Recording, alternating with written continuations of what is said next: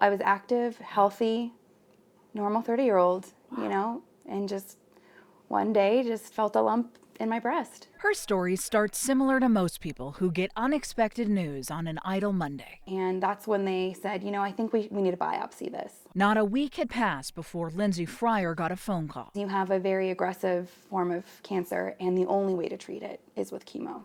Although the lump was small, Lindsay underwent radiation, chemo, even a double mastectomy at 30 to get rid of the cancer. I lost my hair and my breasts, and those two things are kind of what define your femininity. So for me, I felt like my identity was gone. Not 6 months later, I ended up having to also increase what I was doing on a yearly basis more. And by the time they got to the mammogram for me is when they found out that I also had a problem going on. Lindsay's mother also diagnosed with a type of breast cancer. Following her daughter's example, she too got a double mastectomy. It was not an easy time to have both things happening at the same time. Ellen Goldstein says surgery was the easy part. Watching Lindsay fight cancer and her other daughter, living now in cancer's shadows, was the hard part. It's very hard to watch. Here's my daughter, and now my other daughter having to go through some of the similar things. It's like not what I went through. It's watching what my girls are going through. And younger women like Lindsay, the cancer is often more aggressive.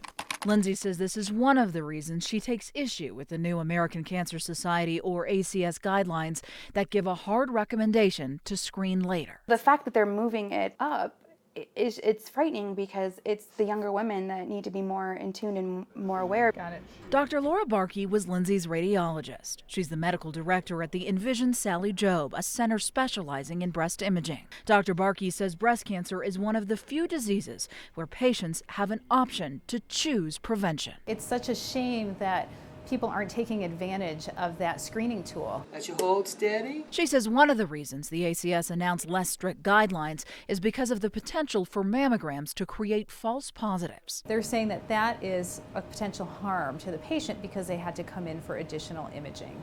Harm from a physiological perspective or Not emotional at all. perspective? No, from an emotional perspective and potential cost perspective. In Lindsay's case, I was not afraid of the false positive. and while the study says women with a family history or women who carry the breast cancer gene may need to screen earlier, Dr. Barkey points to a startling statistic. 75% of cancers are in patients who have no family history of breast cancer. These women say they want to make their point known. The risks of self-exams and mammograms are minimal. Knowledge is power. The benefits, often life-saving. We are young, but we're not immune.